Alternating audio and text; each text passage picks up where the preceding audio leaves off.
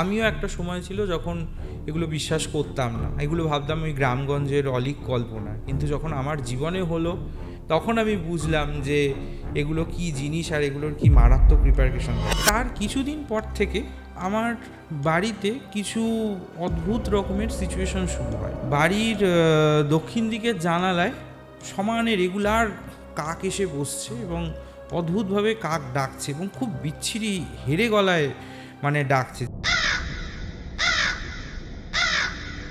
এবং উনি সেটা দেখে বলেন যে তোমার মায়ের উপর কিন্তু খুব বাজেভাবে প্রেত চালান করা হয়েছে। এবং একটা অদ্ভুত দর্শন, মানে বিকট টাইপের একটা জন্তু, মুখটা মানে প্রচণ্ড সূচলো, তীক্ষ্ণ দাঁতের শাড়ি এবং একটা বিকট চেহারা আমার দিকে তেড়ে আসছে এবং লাস্টে আমার হাতটাকে কামড়ে ধরল। ও আমার বাড়ির দেবী মূর্তিকেও অবধি স্তম্ভন করেছিল। আচ্ছা, মানুষের ওপর যদি কোনো রকম কোনো কিছু প্রয়োগ করা হয়, হ্যাঁ, এবং মানুষের সেই প্রয়োগটা হচ্ছে মানুষের সবচেয়ে দুর্বল জায়গায় গিয়ে আঘাত করে।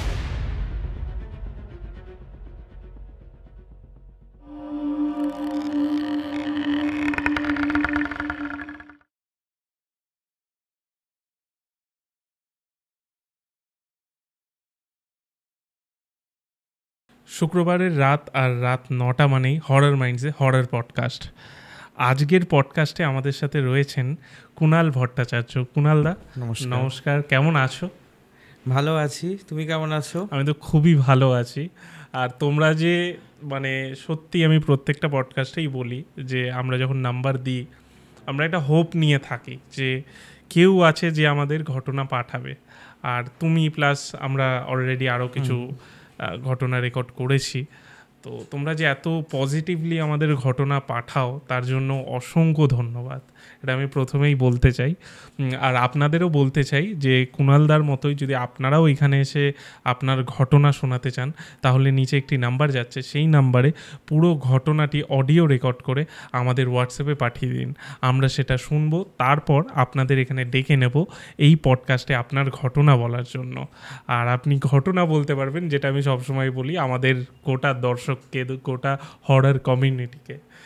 আমি অনেক দিন ধরেই তোমার ভীষণ ফ্যান। আচ্ছা, এবার আমি কি করে যোগাযোগ করব সেটাই বুঝে উঠতে পারছিলাম না। তো যাই হোক, লাকিলি ফেসবুক থেকে আলাপ হয়ে গেল, আমি ঘটনা পাঠালাম, শুনে তোমার ভালোও লাগলো, সিলেক্ট করলে। অনেক ধন্যবাদ তোমায় আমায় এখানে অ্যালাউ করবার জন্য। এবার আমরা পুরো তোমার লাইফে যে ঘটনাটা ঘটেছে সেটা শুনবো। আমি শুনি না, তুমি জানোই যে আমি এখানে এই অ্যাম্বিয়েন্সে শোনার জন্য, কারণ একবার যদি আমি ঘটনাটা শুনে নিই না তাহলে সেই মজাটা আমি এখানে বসে পাবো না। তো ওর জন্য আমি শুনি না, আমার পুরো টিম ওই ঘটনাটা শুনে সিলেক্ট করে। তো শুরু করো তো। সালটা 2018। আচ্ছা, আমি ফেসবুকে তো বন্ধু বানানো সবারই মোটামুটি অভ্যেস, আমিও তার ব্যতিক্রম নই। তো স্ক্রল করতে করতে একজন মানুষের সঙ্গে খুব ভালো আলাপ হলো। হ্যাঁ, আমি নামটা এখানে বলছি না, এখানে নামটা ধরে রাখ সমীর। তো সমীরের সঙ্গে আমার আলাপ হয়। বেসিক্যালি আমি নিজে তখন একটু বেশি ফ্রাস্ট্রেটেড ছিলাম, আমার অফিস রিলেটেড কিছু ইস্যু চলছিল, হ্যাঁ, আর একটু বেটার অপশান কিছু খুঁজছিলাম, হ্যাঁ, সেই নিয়ে মানে একটু ফ্রাস্ট্রেটেড ছিলাম। তো সেই সময় সমীরের সঙ্গে আমার আলাপ হয়। তো ও পরে দেখা যায় যে ও মানে হি ইজ অ্যান অ্যাস্ট্রোলজার, পাশাপাশি ও বিভিন্ন রকম পুজো করতো বা তন্ত্রবিদ্যার চর্চা করতো, এগুলো আমি পরে জানতে পারি। তো ওর সঙ্গে আমার ভীষণ ভালো আলাপ হয়ে যায়। ও আমাকে মানে একদম আমার চার্ট ফার্ট প্রিপেয়ার করে সমস্ত রকম অ্যাস্ট্রোলজিক্যাল সলিউশন দিয়ে ও মানে আমার কাইন্ড অফ আমার বন্ধুত্ব আদায় করে নেয়। আর এত সুন্দর গুছিয়ে কথা বলতো, এত ভালোভাবে কথা বলতো যে কোথাও গিয়ে আমি ওর ফ্যান হয়ে যাই।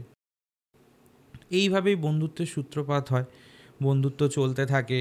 হ্যাঁ, এবার ওর বাড়িতে আমার হচ্ছে একটা কবচ সংস্কার করানো ছিল, মানে আমি কবচ ধারণ করতেও আমাকে বলেছিল। আমি অটল বিশ্বাস ওর বাড়িতেও যাই।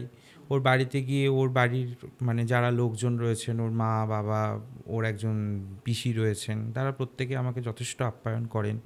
হ্যাঁ, তো কোথাও গিয়ে সেই থেকে বাড়িতে যাতায়াতেরও সূত্রপাত হয়। এবার আমাদের একজন কমন ফ্রেন্ড ছিল, তো সেই ফ্রেন্ডের জন্য আমাদের আরও মানে বন্ধুত্বটা ঘনিষ্ঠ পর্যায়ে যায় এবং আমরা তিনজন মাঝে মধ্যে একসাথে দেখা টাকাও করতাম, আমাদের বাড়িতে আসলেও আমার ওই কমন ফ্রেন্ডটা আসতো, এইভাবে চলতে থাকে। তো বন্ধুত্বের একটা পর্যায়ে যখন খুব ভালো রকমের বন্ধুত্ব তৈরি হয়ে গেছে, ও আমাকে মাঝে মধ্যেই ওর বাড়িতে যাওয়ার জন্য বলতো, মানে কোনো কারণ ছাড়া। এবার আমি যেহেতু মানে আমার আইটি রিলেটেড চাকরি, তো আমি কাজে এত ব্যস্ত থাকি, হ্যাঁ, তারপরে আমার নিজের বাড়িতে একটা পুজোর সেট আপ আছে, সেখানেও আমি ছোটোবেলা থেকে একটু স্পিরিচুয়াল, পুজো টুজো করি।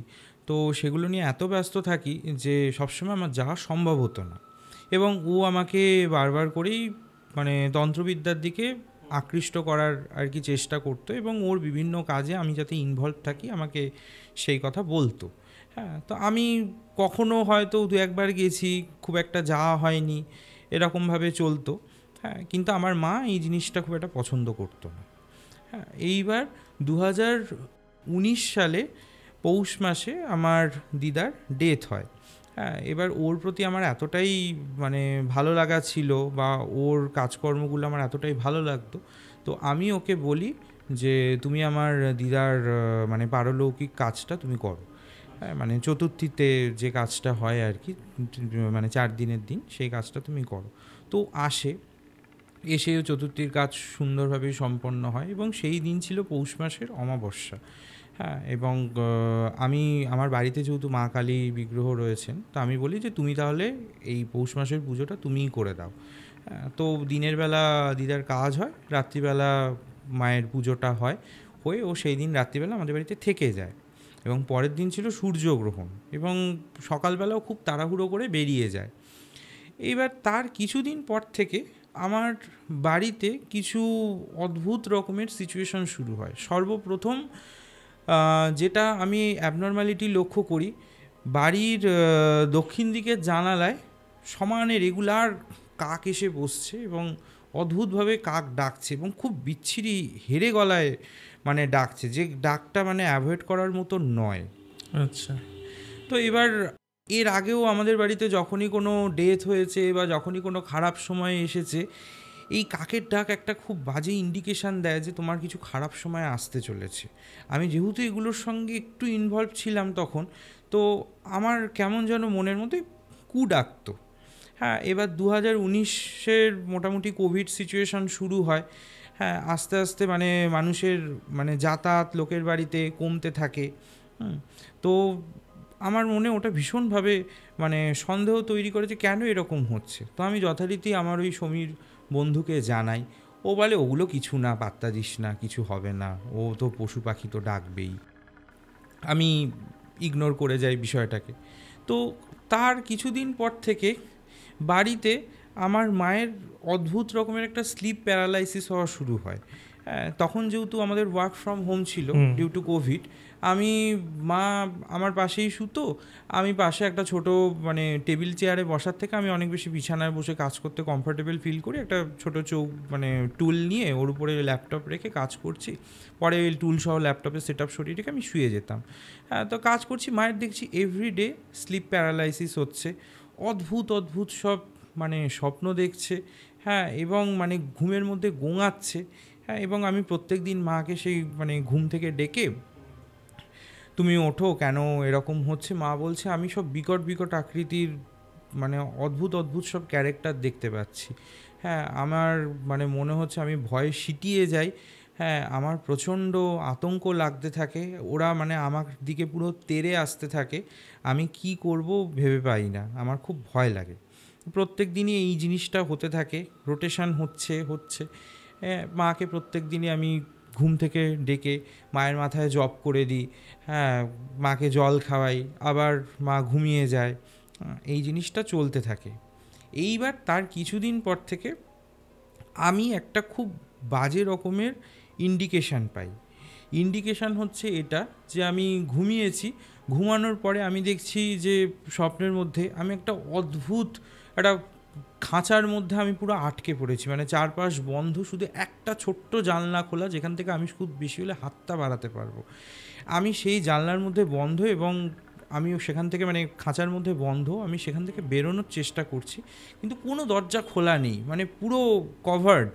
হ্যাঁ, শুধু এই জানলাটুকুই আমার জন্য খোলা রয়েছে, আমি সেখান থেকে হাত বাড়িয়ে সাহায্য চাইছি। একটা অদ্ভুত দর্শন, মানে বিকট টাইপের একটা জন্তু, মুখটা মানে প্রচণ্ড সূচলো, তীক্ষ্ণ দাঁতের শাড়ি, হ্যাঁ, এবং গায়ের মধ্যে বিচিত্র মানে কালো বর্ণের মিশমিশে লোম এবং একটা বিকট চেহারা, হ্যাঁ, মানে নেকড়ের মতো মুখ এবং একটা বিকট চেহারা নিয়ে আমার দিকে তেড়ে আসছে এবং লাস্টে আমার হাতটাকে কামড়ে ধরলো। আমি যন্ত্রণায় মানে চিৎকার করছি, আমার হাত টেনে যেন আমার মানে হাতটাকে আমার গা থেকে টেনে ছিঁড়ে নেওয়ার চেষ্টা করছে। মানে সে যে কী অনুভূতি, মানে আমি ঘুমের মধ্যে আমি জাস্ট ভাবছি যে মানে এটা আমার সঙ্গে সত্যি হচ্ছে, মানে আমার সেরকম ধরনের একটা এক্সপিরিয়েন্স আমাকে দিচ্ছে। হ্যাঁ, তো তারপরে মা আমাকে একটা ধাক্কা মারে, আমি মানে ঘুম থেকে উঠে আমি বেশ অনেকক্ষণ ধরে মানে সেটার মানে যে রিপারকেশন, সেই রিপারকেশনটা আমি ফেস করতে থাকি। হ্যাঁ, মাকে বলি যে এরকম, মা বলছে তুই তাহলে ভেবে দেখ, আমার কয়েকদিন ধরে রোজ এরকম ধরনের স্বপ্ন আমি দেখছি, তুই আজকে দেখলি তোর কত কষ্ট হচ্ছে, আমার লিটারেলি হার্ট ফেল হওয়ার মতো সিচুয়েশন হচ্ছে। এইবার আস্তে আস্তে মা প্রচণ্ড অসুস্থ হয়ে পড়ে। মায়ের ক্রনিক ইউরিনাল ইনফেকশান শুরু হয়। হ্যাঁ, ভালো ডাক্তার, মানে আমাদের বারাসাতে খুব নামকরা একজন ডাক্তারকে আমি দেখাই, উনি অ্যান্টিবায়োটিক দেন, উনি নানান রকম টেস্ট দেন। হ্যাঁ, টেস্ট করে সেরকম কিছুই ধরা পড়ে না, কিন্তু ক্রনিক ইউরিনাল ইনফেকশানটা থেকেই যায়। হ্যাঁ, মা মানে কিছুতেই স্থির হতে পারে না, অ্যান্টিবায়োটিক খেলে মোটামুটি মানুষের একটা সপ্তাহ ঠিক যায়, তারপরে হয়তো কোনো ভিতরে কোনো ইনজুরি থাকলে বা কোনো শরীরের প্রবলেম থাকলে তারপরে আবার ইস্যু শুরু হবে। কিন্তু না, ওনার মানে 2-3 দিন ছাড়া ছাড়া ওই অ্যান্টিবায়োটিকের প্রভাব সাময়িক কমছে, আবার 2 দিন পর থেকে শুরু হচ্ছে, মানে ক্রনিক রিনাল ইনফেকশন শুরু হয়। আস্তে আস্তে মায়ের সুগার ধরা পড়ে। হ্যাঁ, মায়ের প্রেশার ফ্লাকচুয়েট করতে থাকে। তখন এবার এই ছাড়াও মানে ইউরিনাল ইনফেকশন, মানে গাইনোকোলজিস্ট ছাড়াও মানে অন্য এমডিকেও দেখাতে বাধ্য হই। হ্যাঁ, আর তখন কোভিড সিচুয়েশান, ডাক্তার পাচ্ছি না, সেরকম ডাক্তার বসছেন না, অনেক কষ্ট করে অনেক আগে থেকে অ্যাপয়েন্টমেন্ট নিয়ে ডাক্তারকে দেখাতে হয়। হ্যাঁ, ডাক্তার মানে এত সুগার বেড়ে যায়, কোনো কারণ নেই, মায়ের কিন্তু সুগার ছিল না, অদ্ভুতভাবে মানে সুগার বেড়ে যায়। হ্যাঁ, এবং ডাক্তার এমন ওষুধ দেন হাই পাওয়ারের, ওষুধ খেয়ে মা পুরো মানে সেন্সলেস হওয়ার পর্যায়ে চলে যেত। হ্যাঁ, মানে মায়ের রান্নাবান্না করা বন্ধ হয়ে যায়, মা পুরো বিছানায় মানে শয্যাশায়ী হয়ে যায়। ওই একটা মাসের মধ্যে মায়ের 15 কেজি ওয়েট কমে যায়, মানে it's a massive weight loss, মানে উইদিন 1 মান্থ 15 কেজি। মায়ের মোটামুটি ওই 65-66-এর মধ্যেই থাকে, মায়ের সেখানে 45-এর কাছাকাছি, মানে এরকম 45 to 48 এরকম ধরনের ওয়েট নেমে আসে, আন্ডার ওয়েট হয়ে যায় মা। তো এই রকম সিচুয়েশান থাকে, মানে মা রান্নাবান্নাও করতে পারে না, এমন সিচুয়েশান হয় যে আমি অফিস করছি, আমাকে মাঝখান থেকে রান্না করতে হচ্ছে, কখনো বাবা রান্না করছেন, মানে বাড়ির পরিস্থিতি হয়ে যায় যে মানে বাড়ি পুরো গৃহকর্তৃহীন, মানে একদম পুরো বসে পড়েছে অবস্থা হয়ে যায়। হ্যাঁ, মায়ের নামে প্রার্থনা করে ঠাকুরের কাছে পুজো করছি, পুজোয় কোনো ফল হচ্ছে না, মায়ের নামে হোম করার চেষ্টা করলাম, হোমের আগুন জ্বলছে না, হোমের আগুন অদ্ভুতভাবে মানে যতবার আমি জ্বালানোর চেষ্টা করছি, ঘি কর্পূর সব কিছুই দিচ্ছি, কিন্তু হোমের আগুন কিছুতেই জ্বলছে না। হ্যাঁ, তো এই রকম পরিস্থিতিতে আমি মানে যখন দিশাহীন হয়ে পড়েছি, আমি বেশ কিছু বন্ধু যারা আমার এই তন্ত্রপথে রয়েছে, বা ওই ছেলেটির সঙ্গে, মানে আমি সমীর বলে আমার যে বন্ধুটি, তাকে আমি সবার ফার্স্টে বলি যে দেখো এরকম ধরনের সিচুয়েশান হচ্ছে, তুমি প্লিজ কিছু করো। ও বলছে তুই ভালো ডাক্তার দেখা, এই টেস্ট কর, ওই টেস্ট কর, এই সমস্ত আমাকে নানান রকম সাজেশান দিচ্ছে। এবং অদ্ভুতভাবে ও প্রতিদিন আমাকে ফোন করে, প্রত্যেক দিন মোটামুটি সন্ধ্যের পরপর করে ফোন করে আমাকে জিজ্ঞাসা করে মা কেমন আছে, মায়ের কী সিচুয়েশান হচ্ছে, মায়ের কী রকম শরীরে প্রবলেম দেখা যাচ্ছে। ওর মানে এটা যেন রেগুলার ভিডিও কল করবে, করে ও মাকে একবার দেখবে, আমাকে দেখবে, এবং প্রত্যেক দিনের ও আপডেট নেবে। এটা ওর একটা মানে রেগুলারের রুটিন হয়ে গেছে। এবার আমি ভাবছি যে ও হয়তো আমার খুব শুভাকাঙ্ক্ষী, ও সেই জন্যই হয়তো খোঁজ নিচ্ছে। এবং যখন ফোন করে তার কিছুক্ষণ পর থেকে মায়ের শরীরের সমস্যা আরও বাড়াবাড়ির দিকে দেখা দিতে পারে। মানে মা হয়তো একটু দুপুরবেলায় খাওয়া দাওয়ার পরে একটু স্টেবল হয়ে ঘুমালো, কিন্তু সন্ধ্যের পর থেকে আরও বেশি বাড়াবাড়ি শুরু হয়। এবার যখন এই জিনিসটা কন্টিনিউ হচ্ছে, একটা সার্টেন টাইম পরে মানে আমি রিয়ালাইজ করি যে কোথাও গিয়ে কি ওর ফোন করা আর মায়ের শরীরের প্রবলেমের বাড়াবাড়িটা হওয়া কি মানে রিলেটেড? আমি একদিন ওর ফোন ধরি না, এবং সেই দিনকে মা কম্পারেটিভলি অনেকটা স্টেবল থাকে। মানে যে রেগুলার প্রত্যেক দিন রাত্রিবেলা যে বাড়াবাড়িটা হচ্ছে, সেই বাড়াবাড়িটা সেদিনকে আর হয় না। আমার কোথাও গিয়ে মনে একটা ডাউট হয় যে এটা কি সত্যি এরকম কিছু হচ্ছে, মানে ও কি আমার কিছু হার্ম করার চেষ্টা করছে? এবার আমি যেহেতু মানে এগুলো নিয়ে অত ভাবিত ছিলাম না, আমি সত্যি কথা বলতে মানে এই ধরনের কালা জাদু টাইপের জিনিসগুলোকে বিশ্বাস করতাম না অত একটা। ওগুলো গ্রামগঞ্জের দিকে হয়, মফস্বল শহরের দিকে কি আর এরকম করবে। এবার তারপরে আমি এগুলো নিয়ে একটু পড়াশুনো করা আরম্ভ করি। হ্যাঁ, এবং মানে বিভিন্ন নেট সার্ফিং করতে করতে, এটা ওটা পড়তে পড়তে জানতে পারি যে মানুষের শরীরের, মানুষের ওপর যদি কোনো রকম কোনো কিছু প্রয়োগ করা হয়, হ্যাঁ, এবং মানুষের সেই প্রয়োগটা হচ্ছে মানুষের সবচেয়ে দুর্বল জায়গায় গিয়ে আঘাত করে। তো এবার মায়ের মায়ের যখন হচ্ছে অ্যাস্ট্রোলজিক্যাল বিচার করা হয়, মাকে মানে অ্যাস্ট্রোলজার বলেই ছিলেন যে তার কেতুর সমস্যা রয়েছে, এবং তার যে কারণে মানে নিম্নাঙ্গের একটা সমস্যা থাকবে। এবং খুব অদ্ভুতভাবে ওর ওই মানে সেই সিচুয়েশনের পর থেকে মায়ের ওই পোর্শনটাই সবচেয়ে বেশি অ্যাফেক্টেড হতে শুরু করেছে। এবার কি করব, কোথায় যাব, কোনো কিছু নেই, পুজো পাঠ করার চেষ্টা করছি কিন্তু কোনো লাভ হচ্ছে না। এই সিচুয়েশানে একজন অঘরী সাধিকার সঙ্গে অদ্ভুতভাবে আমার পরিচয় হয়। ওনার নাম ছিল হচ্ছে অঘরী মা ষোড়শীনাথ, এরকম একটা প্রোফাইলের নেম ছিল। তো ওনাকে না আমি খুব কাতরভাবে বলি যে জানো দিদি, এরকম আমার মায়ের খুব সমস্যা, মা পুরো শয্যাশায়ী হয়ে পড়েছে, চোখের সামনে মা মানে কীরকম ক্ষীণ হয়ে যাচ্ছে, আমি করতে পারছি না। তো উনি তখন আমাকে বলেন যে প্রত্যেক দিন তুমি হচ্ছে মহামৃত্যুঞ্জয় মন্ত্র জপ করো, প্রত্যেক দিন মহামৃত্যুঞ্জয় মন্ত্র জপ করো, এবং তুমি তোমার মায়ের ছবিটা আমাকে পাঠাও। এইবার আমি আমার মায়ের ছবি ওনাকে দেই, এবং উনি সেটা দেখে বলেন যে তোমার মায়ের উপর কিন্তু খুব বাজেভাবে প্রেত চালান করা হয়েছে, এবং একটি নয় দুটি প্রেত চালান করা হয়েছে, যার প্রভাবে তোমার মা কিন্তু ভীষণভাবে অ্যাফেক্টেড হয়ে পড়েছেন, এবং খুব বেশি সময়ে ওনাকে দেবে না, হার্ডলি 1 মাস থেকে 2 মাসের মধ্যে কিন্তু ওনাকে নিয়ে যাবে, তুমি সতর্ক হও। এবার আমি তখন আমার মাথায় আকাশ ভেঙে পড়ে যে আমি কি করব, কোথায় যাব, একই কোভিড সিচুয়েশান, তার মধ্যে আমি কাকে খুঁজে পাবো। হ্যাঁ, আর আমি যেখানেই যাব সেখানে যে মানে খুব সহজে ফ্রিতে বা মানে ইজিলি করে দেবে সেটাও নয়, বা সেটাতে যে কাজ হবে আমি সেটাও শিওর নই, আমি কি করব। তো আমি তখন ওনাকে রিকোয়েস্ট করি যে মা আপনি কিছু একটা ব্যবস্থা করুন, আপনি কিছু একটা করুন। তো তখন উনি বলেন যে ঠিক আছে, আমি তো খুব ব্যস্ত থাকি, আমি একদিন ওনাকে ভিডিও কলে নিয়ে আমি ওনার সঙ্গে কথা বলবো। তো তারপরে উনি একটি শনিবার দেখে মাকে ডেট দেন, এবং ডেট দিয়ে মাকে উনি দেখেন, এবং মাকে 1 গ্লাস জল একটা মিশ্রি দিয়ে উনি সেটাকে মন্ত্রপুত করে দিতে মানে করে দেন, এবং জলটা মাকে খেতে বলেন। এবং উনি আমাকে বলেন যে তুমি প্রত্যেক দিন যতদিন না উনি সুস্থ হচ্ছেন শিবের পুজো করবে, শিবকে অভিষেক করাবে, এবং শিবের মাথায় যে বেলপত্র মানে বেলপাতা চাপাবে, সেই বেলপাতাটি হ্যাঁ মহামৃত্যুঞ্জয় মন্ত্রে 108 বার অভিমন্ত্রিত করে ওনার বালিশের তলায় রাখবে। প্রত্যেক দিন এটা চেঞ্জ হবে। হ্যাঁ, এইটা করতে থাকো, তুমি করতে করতে দেখবে অনেকটা সিচুয়েশান ঠিক হবে।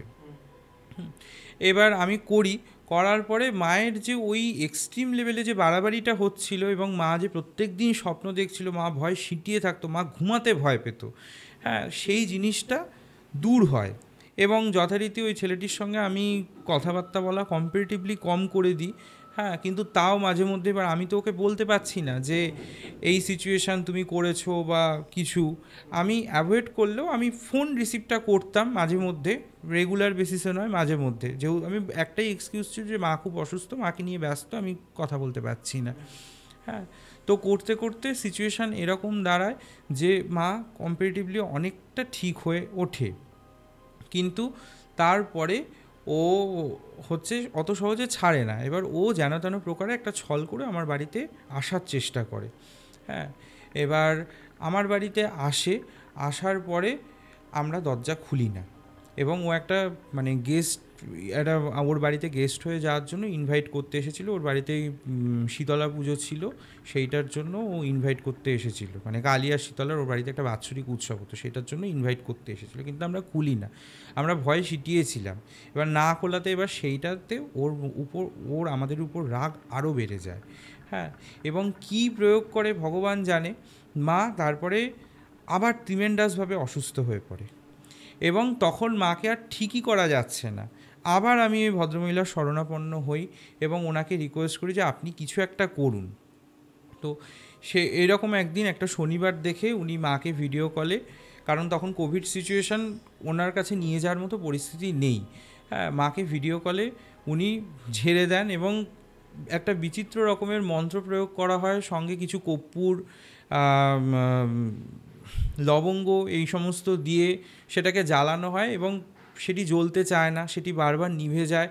এবং আমাদের ফ্ল্যাটের চারপাশ থেকে অদ্ভুত রকমের কুকুরের মানে চিৎকার শোনা যেতে থাকে, এবং উনি বলেন যে এটা শোনা যাবে, এটা খুব স্বাভাবিক। হ্যাঁ, কারণ আমি যে মন্ত্র পাঠ করছি সেই মন্ত্রের প্রভাবে যারা বেরোচ্ছে বা যাদেরকে ওরা দেখছে তাদেরকে দেখে ওরা চিৎকার করছে। হ্যাঁ, তো এবার সেই জিনিস করা হয়, করার পরে মা অনেকটা সুস্থ বোধ করেন এবং বেশ কিছুদিন মা একটা সপ্তাহ ভালো থাকেন। হ্যাঁ, ভালো থাকার পরে এবার উনি কিন্তু বলেছিলেন যে এটা কিন্তু সাময়িকভাবে কাজ হবে, এটা পার্মানেন্ট কাজ হবে না। উনি আবার আমাকে একটি মন্ত্র দেন, সেটা হচ্ছে মা বগলার মানে স্তম্ভন মন্ত্র যেটা, সেই বীজটি উনি আমাকে জপ করতে বলেন। হ্যাঁ, এবং আমি প্রত্যেক দিন সেই বীজ 108 সংখ্যক জপ করা শুরু করি মায়ের নামে সংকল্প করে, প্লাস হচ্ছে মহামৃত্যুঞ্জয়ের যে কাজটা সেটা আমি চালিয়েই যেতে থাকি। যেতে যেতে একটা সময়ের পরে গিয়ে হয় এরকম দাঁড়ায় যে মায়ের উপর ফাইনাল একটা অ্যাটাক আসে, এবং সেই অ্যাটাক হচ্ছে এরকম যে মা সেদিনকে রাত্রিবেলায় ঘুমিয়েছেন, ঘরের মধ্যে অদ্ভুত রকমের একটা খুব বাজে গন্ধে ঘর ভরে যায়, মানে মানে বিষ্ঠার গন্ধ তার কাছে হার মানায়, এই রকম একটা পচা গন্ধে ঘর ভরে যায়। হ্যাঁ, এবং মা একটি আবছা কালো রকমের বিকট মূর্তিকে মা দেখতে পান, এবং মা আধো ঘুমে আধো জাগরণে সেটা দেখছেন। হ্যাঁ, এবং সেই মূর্তিটি মাকে বলে যে আমি আর 2 সপ্তাহের মধ্যে তোকে এসে নিয়ে যাব, তুই কি করবি করে দেখা। হ্যাঁ, এবার মা সেদিনকে সেন্সলেস হয়ে যান, সেই ঘটনার ভার মা নিতে পারেন না। হ্যাঁ, মাকে জল ঠল ঢেলে মানে সুস্থ করা হয়। হ্যাঁ, মাকে অনেক রকমভাবে মাকে মানে জিনিসটার থেকে বার করবার জন্য মানে সেদিনকের ঘুম মানে মোটামুটি উড়ে যাওয়ার মতো হয়। হ্যাঁ, তো পরের দিনও যথারীতি হচ্ছে আমি যে প্রয়োগ আমি করছিলাম সেটা করি। হ্যাঁ, করার পরে মা সেদিনকে মানে লিটারেলি বলছেন যে আমার মনে হচ্ছিল আমাকে আজকেই মানে কেউ মেরে ফেলে দেবে আমাকে, মানে আমার হার্ট ফেল হয়ে যাওয়ার মতো অবস্থা হয়েছিল। এরকম সিচুয়েশন, ওরকম ক্ষীণ পরিস্থিতি তার মধ্যে মাকে এরকমভাবে অ্যাটাক করা হচ্ছে। বা লাস্ট যে কলটা হয় সেটা হচ্ছে আমার উপরে একটা বিশেষ রকমের আমার কাছে কল আসে। কল হচ্ছে এরকম, আমার অফিসের কাজ শেষ করে আমি ঘুমিয়েছি, ঘুমের মধ্যে আমি দেখি যে একটি শীর্ণকায় মানে কৃষ্ণবর্ণের একটি ছেলে আমাকে কল করছে। হ্যাঁ, আমি তার মানে সে আমাকে ডাকছে যে তুমি আমাকে ফলো করে এসো। আমি এটা কিন্তু স্বপ্নের মধ্যে দেখছি, এবং অদ্ভুত রকম একটা সবুজ তরঙ্গের মধ্যে দিয়ে আমি দেখছি যে আমি বেরিয়ে আসছি। হ্যাঁ, এবং আমি ওকে ফলো করছি, ফলো করতে করতে ও আমাকে আমার ওই বন্ধুটির বাড়িতে নিয়ে যায়। মানে সেই নিয়ে যাওয়াটা কীরকম, আমি তো অন্ধকারের মধ্যে দিয়ে যাচ্ছি, আমি কিছু বুঝতে পারছি না আমি কোথায় যাচ্ছি, ও শুধু বলে যাচ্ছে তুমি আমাকে ফলো করো। আমি যাচ্ছি, এবার তারপরে যখন ও আমাকে একটা ঘরের মধ্যে প্রবেশ করালো, আমি ঘরে ঢুকে বুঝতে পারলাম ঘরটা আমার ভীষণ চেনা, এবং সেই ঘরে ঢোকার পরে আমি দেখছি যে কিছু বিকৃত মূর্তি সেই ঘরের মধ্যে বসে রয়েছে, এবং তারা কেউ আমার সঙ্গে কোনো কমিউনিকেট করলো না। আমি তাদেরকে পাস করে একটি অন্ধকার ঘরের মধ্যেও আমাকে বসতে দিল। হ্যাঁ, এবং ও উধাও হয়ে গেল। তারপরে আমি দেখতে পেলাম আমার সেই বন্ধুটিকে, কারণ তার কারণরূপ আমি দেখছি যে সে রক্তবস্ত্র পরা, গলার মধ্যে তার কঙ্কালের মালা ঝোলানো, হ্যাঁ, তার বিচিত্র দাড়ি গোঁফ নিয়ে সে আমার সামনে প্রকটিত হয়েছে। মানে এটা হচ্ছে তার কারণ রূপ, মানে তার ভেতরের যে সত্তা সেটাকে আমি দেখছি। হ্যাঁ, সে আমাকে দেখে বলছে যে কেন করছিস এগুলো আমার সঙ্গে তুই? বললাম আমি কি করেছি? আমি বলছি, তুই কেন আমার সঙ্গে কথা বলছিস না, কেন আমার থেকে দূরে হয়ে থাকছিস তুই? আমি তোকে চাই, আমার তোকে লাগবে, তুই আমার কাছে আয়। আমি বললাম, তুমি কি করেছো? তুমি জানো না তুমি কি করেছো? হ্যাঁ, তখন বলছে, আমি কিচ্ছু করিনি। কি করেছি আমি? তুই কেন আমার সঙ্গে কথাবার্তা বলা বন্ধ করে দিয়েছিস? কেন আমার সঙ্গে যোগাযোগ রাখছিস না? কেন আমাকে এভাবে অপমান করছিস? আমাদের এত ভালো বন্ধুত্ব ছিল, তুই আমাকে বাড়ির থেকে তাড়িয়ে দিলি, তুই আমাকে বাড়িতে ঢুকতে দিলি না। এরকমভাবে আমাকে বলছে। তো তখন আমি বললাম, হ্যাঁ, আমি কেন ঢুকতে দেবো তোমাকে? তুমি আমার মায়ের সঙ্গে কি করেছো? বলছে, আমি কাকিমার সাথে কিচ্ছু করিনি। তুই বিশ্বাস কর, আমি কিচ্ছু করিনি কাকিমার সাথে। বললাম, আমার খুব ভালো করে জানা আছে যে তুমি কি করেছো আর কি করনি। হ্যাঁ, তোমার যদি মারার হয় তুমি আমার ফুল ফ্যামিলিকে মারো, কিন্তু মা ছাড়া আমি থাকতে পারবো না। হ্যাঁ, কোথাও গিয়ে তিনি আমার জন্মদাত্রী, তাকে ছাড়া আমার কোনো কিছুই সম্ভব নয়। তখন বলছে যে, ঠিক আছে, তোর এত বড় ঔদ্ধত্য, আমি এবার আমার শেষ খেলা দেখাবো, তুই যা পারিস করে নে। তখন আমি বললাম যে, আমার গুরু সহায় রয়েছেন। হ্যাঁ, আমি পূর্বাশ্রমে শ্রী নিগমানন্দ সরস্বতী মহারাজের আশ্রিত ছিলাম। হ্যাঁ, তো আমি ওকে একটা কথাই বললাম যে, আমার গুরু সহায় রয়েছেন, আমার ইষ্ট সহায় রয়েছেন। হ্যাঁ, তো আমি যদি মরি, আমি তাদের স্মরণ করেই মরবো, যদি বাঁচি আমি তাদের স্মরণ করেই বাঁচবো। তুমি তোমার নোংরা খেলা চালিয়ে যাও। আমি এটুকু বিশ্বাস করি যে ঈশ্বরের শক্তির কাছে প্রেত শক্তি কখনো জয়ী হতে পারে না, তার একদিন না একদিন বিনাশ হবেই।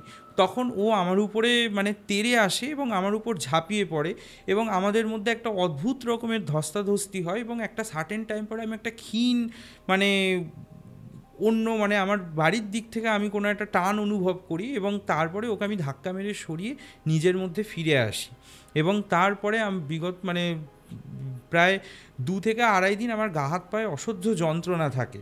মানে ওটা হচ্ছে কাইন্ড অফ আমার আত্মাকে কল করে নিয়ে যাওয়া হয়েছিল ওর কাছে, এবং শেষ ও হুমকিটা দেবে সেটার জন্য, এবং তারপর থেকে ওকে সবখান থেকে ব্লক করে দেওয়া হয়। এবং বাড়িতে একটি বগলার পুজো করা হয়, বগলার যজ্ঞ করা হয়। হ্যাঁ, আমি মানে একজন পুরোহিত অ্যারেঞ্জ করে সেই জিনিসটি করাই।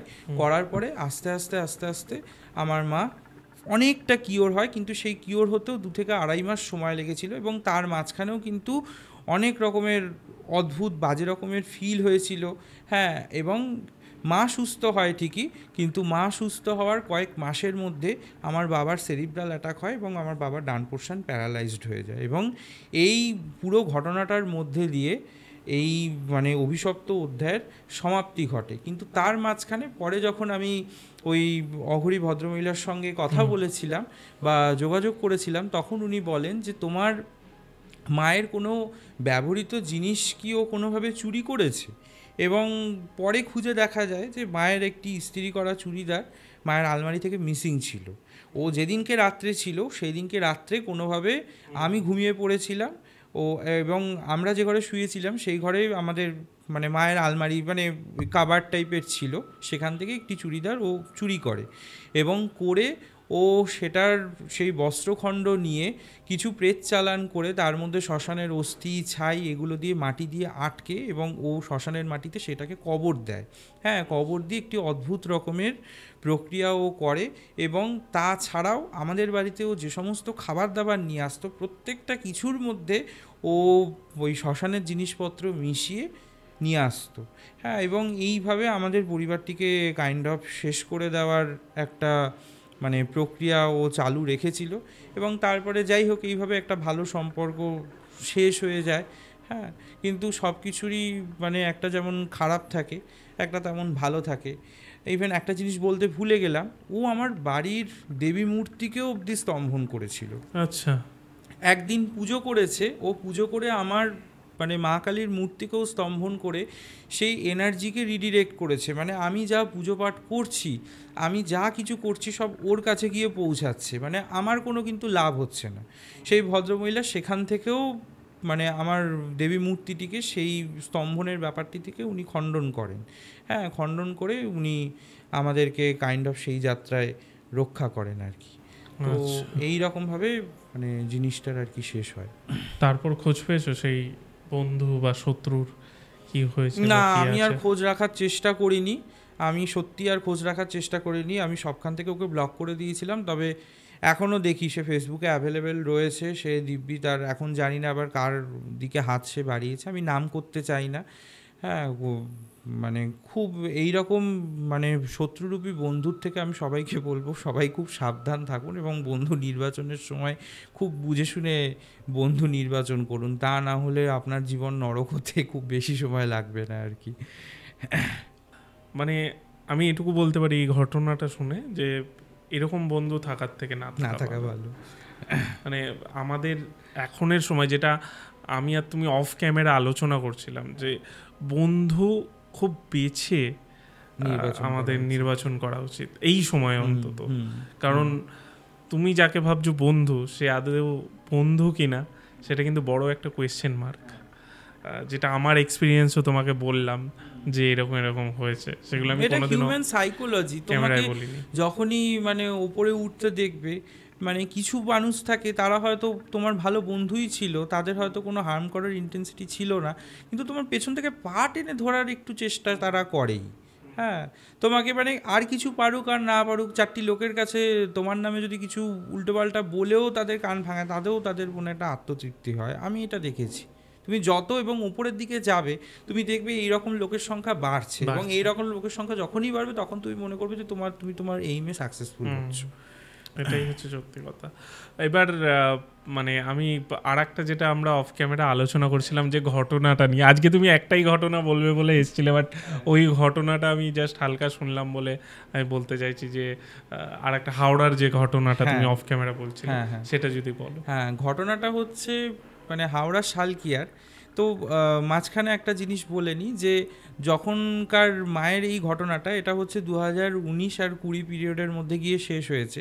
সেই সময়ে আমি কোনো তন্ত্রপথেরও লোক ছিলাম না, নর্মাল মানে ব্রাহ্মণ ছিলাম, পুজো পাঠ করতাম, মায়ের প্রতি ভালোবাসা, অনুরাগ, ভক্তিভাব এগুলো ছিল, সেখান থেকেই পুজো পাঠের শুরু। কিন্তু তারপরে আমি গিয়ে কোথাও গিয়ে প্রয়োজন অনুভব করি যে এত কিছু যে মানে তন্ত্রের দ্বারা করা সম্ভব, তার মানে সেটা দিয়ে কিছু মানুষের ভালোও করা সম্ভব।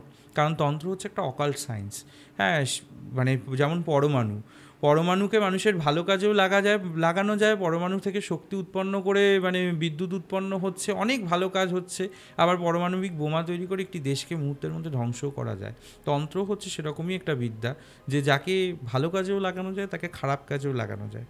তো আমি তারপরে গুরু খোঁজা আরম্ভ করি এবং কালীঘাটে শ্রী সদানন্দ তীর্থনাথের খোঁজ পাই, ওনার কাছ থেকে অভিষিক্ত হই। তারপরে আমি খুব সংক্ষেপেই বলি, আস্তে আস্তে আমার সমস্ত সংস্কার হয় এবং উনি আমাকে যথেষ্ট বিভিন্ন বিদ্যায় পারম্য দান করেন, এবং একটা সার্টেন টাইম পরে আমি মানুষের কিছু উপকারেও লাগতে শুরু করি। তো সেরকমই একটা ঘটনা হচ্ছে হাওড়া শালকিয়ার ঘটনা। এটা 2024 সালের ঘটনা, ভেরি রিসেন্ট ঘটনা। 2024 সালে গরমকাল, তখন জুন মাস নয়, মে মাসের ঘটনা। তো আমি আমার বন্ধুর মারফত আর কি, সেই ভদ্রলোক আমার সঙ্গে যোগাযোগ করেন যে তাদের বাড়িতে কন্টিনিউয়াসলি মানে খারাপ কিছু হয়েই চলেছে। হ্যাঁ, কীরকম খারাপ না, হচ্ছে তার বাড়িতে সবসময় মানে নিচের ঘরটিতে তার মা আর বোন থাকেন, এবং সেই ঘরটিতে থাকলে মানে একটা অদ্ভুত রকমের সিচুয়েশন হয় যে রাত্রিবেলায় ভুলভাল স্বপ্ন দেখা, মানে ঘুমের মাঝখানে কখনো কখনো হঠাৎ করে দম বন্ধ হয়ে আসা, শ্বাসকষ্টের প্রবলেম হওয়া, অথচ মা আমি কারোরই কোনো অ্যাসমাটিক কোনো সিচুয়েশান নেই বা কোনো অসুস্থতা নেই, কিন্তু তা সত্ত্বেও মাঝে মধ্যে ওরকম দম বন্ধ হয়ে আসা, মনে হয় নিঃশ্বাস বন্ধ হয়ে আসবে, এবং ঘরের মধ্যে একটি আবছা মূর্তিকে হাঁটাচলা করতে দেখা, এইগুলো ওরা ফেস করতো। এবং তার সাথে সাথে ছেলেটিরও মানে যে লেভেলের আয় উন্নতি ছিল, হ্যাঁ, বা যে লেভেলের সে মানে প্রসপারিটি তার ছিল, আস্তে আস্তে কোথাও গিয়ে সেটা ক্ষয় হচ্ছিল। এবং আমি যখন যাই তার কাছে, তার কিছুদিন আগেই ছেলেটির একটা মারাত্মক বড় অ্যাক্সিডেন্ট হয়েছে, মানে বেশ কিছু মাস আগে। মানে ছেলেটি তখন সবই সুস্থ হয়ে উঠেছে আর কি।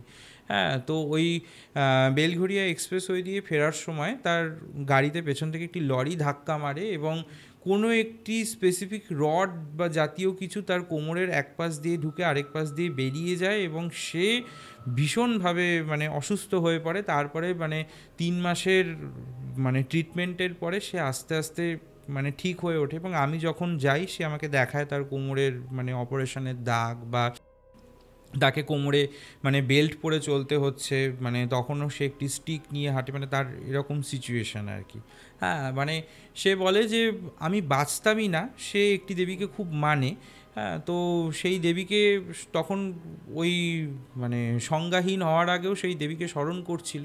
কোথাও গিয়ে ওর মনে হয় যে কোথাও গিয়ে তার আশীর্বাদ ওর উপরে কাজ করেছে বলে ও বেঁচে ফিরেছে। তো এই রকম সিচুয়েশান তৈরি হয়, এবং তারপরে ও ওর বাড়িতে বেশ কিছু মানে দু একজন বাস্তুবিদ, ট্যারোট কার্ড রিডার এদেরকে ডাকে, এবং তারা প্রত্যেকেই বলে যে বাস্তুতে খুব বড় সমস্যা রয়েছে, বাস্তুতে প্রেতের অবস্থান রয়েছে, এবং এমন কিছু ক্ষতি করা রয়েছে যেটাতে কিনা ওদের বাস্তুর ক্ষতি হচ্ছে, এবং এইটা ভবিষ্যতে আরও বাড়বে, এবং কোথাও গিয়ে তাদের লাইফ রিস্ক হতে পারে, তাদের অর্থনৈতিক ক্ষতি হতে পারে। আর খুব স্বাভাবিকভাবে যে কোনো বাস্তুতে যখন কোনো প্রেত থাকে, হ্যাঁ, বা কোনো খারাপ কোনো এন্টিটি থাকে, মানে সে যদি নাও চায়, তার যদি কোনো অসৎ উদ্দেশ্যও না থাকে, তাও বাস্তুর উপরে খারাপ প্রভাব পড়ে। হ্যাঁ, কারণ বাস্তু হচ্ছে মনুষ্য বসবাসের জায়গা, সেখানে আদিভৌতিক কোনো কিছু স্থান থাকতে পারে না। তো ওর ক্ষেত্রেও সেটাই হচ্ছিল। তো ও আমাকে আমার একটা বন্ধুর মারফত ও আমার খোঁজ পায়, এবং ও আমাকে ডেকে পাঠায়। তো একদিন সন্ধেবেলা আমি যাই, হ্যাঁ, এবং গিয়ে তার সাথে নর্মাল কথাবার্তা বলছি। হ্যাঁ, তো আমি ওর দেড়তলার ঘরে বসেছিলাম। হ্যাঁ, তো এবার কথাবার্তা শেষ হওয়ার পরে ও আমাকে নিচের ঘরে নিয়ে যায়। আমি নিচের ঘরে গিয়ে মানে পরিস্থিতিটা টের পাই, মানে আমাকে যেন মনে হচ্ছে চারপাশ থেকে মানে কিছু একটা মানে আঁকড়ে ধরছে, এরকম একটা ব্যাপার, মানে একটা অদ্ভুত দমবন্ধকর পরিবেশ আমি টের পাই। তারপরে ও যখন সেই বাড়ির সঙ্গে লাগোয়া অ্যাটাচ বাথরুমটায় নিয়ে যায়, মানে আমি ওখানে গিয়ে মানে রীতিমতো আমার শরীরে কারেন্ট লাগছে, আমার এরকম সিচুয়েশন হয় যে ওখানে কিছু একটার প্রবল অস্তিত্ব আমি টের পাই। তো আমি খুব তাড়াতাড়ি ওখান থেকে, কারণ সেদিনকে আমি অত কিছু প্রিকশন নিয়ে যাইনি, কারণ অনেক সময় এগুলো মানুষের নিজের ভ্রমও হয়, বা বাস্তুর কোনো কারণেও এরকম দমবন্ধকর পরিস্থিতি হয়, সবসময় যে প্রেতের অবস্থান থাকবে সেটা হয় না, কিন্তু আমি নিজে প্রত্যক্ষভাবে সেই জিনিসটা উপলব্ধি করি। হ্যাঁ, এবং করার পরে ওদেরকে বলি যে আপনি যত তাড়াতাড়ি সম্ভব আপনি এটার একটা ব্যবস্থা করুন, এবং আমি তাদেরকে সলিউশন হিসেবে বলি যে আপনি রুদ্রচণ্ডী প্রয়োগ করান, রুদ্রচণ্ডীর 9বার পাঠ, দেবীর পূজা, একটি বলিদান হবে, এবং সঙ্গে হোম হবে, তার সঙ্গে বগলামুখী এবং মা দুর্গার কিছু বিশেষ আহুতি দিয়ে হোম করতে হবে। আপনি সেটা করান, আপনি আশা করি আপনার কোনো আর সমস্যা হবে না। তো উনি সেটা শোনেন, এবং উনি খুব তাড়াতাড়ি আমাকে একটি ডেট দেখতে বলেন, কারণ উনি যত তাড়াতাড়ি সম্ভব এই সমস্যা থেকে মুক্ত হতে চাইছিলেন। হ্যাঁ, এবং সেই দিন রাত্রে আমি ফিরে আসার পরে ওদের বাড়িতে আরও অদ্ভুত পরিস্থিতি তৈরি হয়। হ্যাঁ, এবং রাত্রিবেলায় বলে যে মানে বাড়ির নিচের পোর্শন, মানে যেখানে ওরা মানে মা মেয়ে থাকতো আর কি, তো সেই ঘর এত গরম হয়ে ওঠে, এত উত্তপ্ত হয়ে ওঠে সেই ঘর, মানে রাত্রে ওরা থাকতে পারেনি, ওদেরকে অন্য ঘরে এসে শুতে হয়, মানে বাড়ির পরিস্থিতি পুরো বিগড়ে যায়। তো পরের দিন সকালবেলায় ও আমাকে এটি জানায়, তো তখন আমি বললাম যে খুব স্বাভাবিক, কারণ কোথাও গিয়ে যে এন্টিটি রয়েছে সে টের পেয়েছে যে একজন মানে তাদের প্রতিরোধ করবার জন্য কেউ এসেছে, এবং তার যে সাধন সত্তা রয়েছে সে সেটা টের পেয়েছে, তো খুব স্বাভাবিকভাবে তারা প্রতিরোধ করতে চাইবেই। হ্যাঁ, আমি তারপরে নির্দিষ্ট একটি ডেট দেখে তাদের বাড়িতে যাই। হ্যাঁ, দিনের বেলায় সমস্ত কিছু গোছগাছ করে পুজো আরম্ভ হয়। হ্যাঁ, এবং সেই মানে প্রেতের উদ্দেশ্যেও একটি মানে ভোগ বা একটি নৈবেদ্য আর কি প্রিপেয়ার করা হয়, এবং পুজো কমপ্লিট হওয়ার পরে সেটা একদম সমস্ত কিছু শুদ্ধ বাড়ির বাইরে ট্রান্সফার করে আসতে হবে, এরকম একটা ব্যাপার আর কি রয়েছে, একটা স্টেপ রয়েছে। হ্যাঁ, তো এবার আমি পুজো শুরু করি। পুজোর প্রথম দিকে যখন পুজো তো নর্মালভাবে হয়ে যাওয়ার পরে যখন পাঠ আরম্ভ হয় চণ্ডীর, রুদ্রচণ্ডীর পাঠ আরম্ভ হয়, রুদ্রচণ্ডী পাঠের প্রথম দিকে আমি ফিল করি ওই রকম একটা অদ্ভুত দমবন্ধকর মানে সিচুয়েশান আমাকে যেন মানে আঁকড়ে ধরতে চাইছে, এবং আমার কোথাও কি খুব কষ্ট হচ্ছিল সেই সময়টা, মানে আমি দম নিতে পারছি না, আমি পাঠ করব কি, আমার কাইন্ড অফ মানে নিঃশ্বাস বন্ধ হওয়ার মতো অবস্থা হচ্ছিল, ঠিক যেটা ওই মা আর মেয়ে ফেস করতেন প্রত্যেক দিন রাত্রিবেলা। হ্যাঁ, সেই সিচুয়েশান হয়। তারপরে আমি কষ্ট হলেও আমি পাঠ করে যাই, এবং একটা সার্টেন টাইম পরে আস্তে আস্তে পরিস্থিতি হালকা হতে শুরু করে। তো যখন মোটামুটি আমাদের 7বার পাঠ হয়ে গেছে, একটা অদ্ভুত রকমের শীতল ঘূর্ণায়মান বাতাস ঘরের মধ্যে প্রবেশ করে এবং প্রবেশ করে কোথাও গিয়ে মায়ের ঘটের উপরে যে ফুলটি দেওয়া ছিল, পদ্ম ফুল দেওয়া ছিল, ফুলটিকে ফেলে দিয়ে হ্যাঁ মানে চলে যায়। এবং আমি মানে আশ্বস্ত হই যে দেবী স্বয়ং এসেছেন এবং ফুলটি ফেলে উনি প্রমাণ করে দিয়েছেন যে উনি আমার পুজো গ্রহণ করেছেন এবং এই ইস্যুটি সলভ হবে। হ্যাঁ, তো হওয়ার পরে এবার সমস্ত পাঠ কমপ্লিট হওয়ার পরে হোম শুরু হয়। এবার খুব সুন্দরভাবে হোম হয়। হ্যাঁ, মানে দেবীর রুদ্রচণ্ডীর উদ্দেশ্যে আমার কিছু বিশেষ টেকনিক রয়েছে। মানে হোম মানেই যে শুধু মানে বেলপাতা ঘিয়ে চুপিয়ে দেওয়া তা তো নয়, বিশেষ কিছু জিনিসপত্র দিয়ে হোম হয়। তার মধ্যে ঘৃতাপ্লুত পরমান্ন দিয়েও হোম হয়েছিল। হ্যাঁ, তার সঙ্গে লবঙ্গের প্রয়োগ ছিল, কিছু কিছু হরিতালের প্রয়োগ ছিল। সেইগুলো দিয়ে মানে একটা বেশ বৃহৎই হোম হয়। হোম হওয়ার পরে বাড়ির পরিবেশ অনেকটা ঠিক হয়ে যায়। তারপরে হ্যাঁ মানে ওদের বাস্তুকে বন্ধন করে দেওয়া হয়। হ্যাঁ, বন্ধন করে দেওয়ার পরে ওরা সেই জিনিসটা আর কখনো মানে ওই যে ঘরের যে দমবন্ধকর পরিবেশ সেইটা আর ওরা কখনো ফিল করেনি। হ্যাঁ, এবং পরে যখন আমাকে জিজ্ঞাসা করে যে আপনি কি বুঝেছিলেন, তখন আমি বলি যে দেখুন, আপনার ওই ঘরের মধ্যে একটি অসুস্থ বয়স্ক ভদ্রমহিলার সত্তাকে আমি ফিল করেছিলাম এবং উনি অনেক কষ্ট পেয়ে মারা গেছেন। উনি অত্যন্ত কষ্ট পেয়ে মারা গেছেন। ওনাকে ওনার স্বামী যেমন ওনার মানে যৌবনকালে অত্যাচার করেছেন এবং পরবর্তীকালে ওনার সন্তানরাও ওনাকে দেখেননি। হ্যাঁ, তো টর্চার করে ওনাকে মারা হয়েছিল এবং আপনার শত্রু আপনার পাশেই থাকে, হ্যাঁ, যে কিনা আপনার উদ্দেশ্যেই প্রয়োগ করেছে এবং ওই আত্মাটিকে আপনাদের খারাপ করবার জন্য বশীভূত করে কাজে লাগিয়ে আপনার বাড়িতেই ওখানে বন্দি করে রেখে দেওয়া হয়েছে।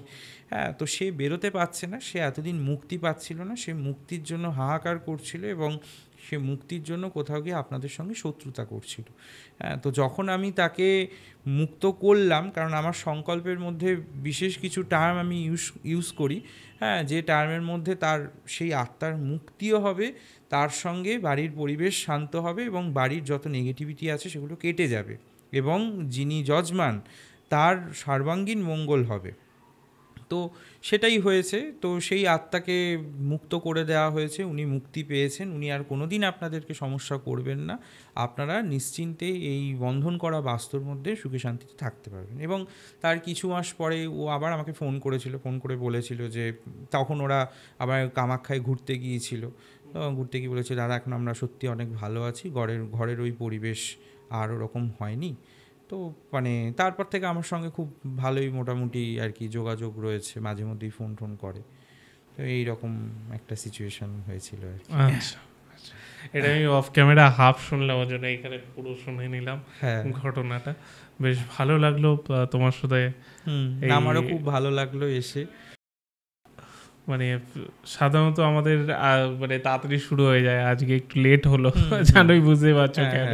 বাট থ্যাংক ইউ, তুমি এলে, এতটা সময় দিলে। আমাদের কথা ছিল একটা ঘটনা তোমার লাইফের ঘটনা নিয়ে আলোচনা করবো, বাট কথায় কথায় যেটা হয় যে আর একটা ঘটনা আছে তাহলে শুনি, কারণ আমরা সবাই আমাদের দর্শক প্লাস আমি ঘটনা শুনতে ভালোবাসি। তুমিও তাই, তুমিও যেটা বলছিলে যে অফিসে আমার নেশা, মানে আমি ইউটিএস এর ঘটনাগুলো যেমন শুনি, এখন হরর মাইন্ডসও শুনি। হ্যাঁ, তাছাড়াও আরও মানে অনেক এরকম হরর ঘটনা আমি শুনি, মানে কাইন্ড অফ নেশা। আর সত্যি কথা বলতে কি, এই ঘটনাগুলো যে শুধু যে এন্টারটেনমেন্ট দেয় সেটা নয়, এই ঘটনা থেকে মানুষ অনেক সতর্ক হতে পারে।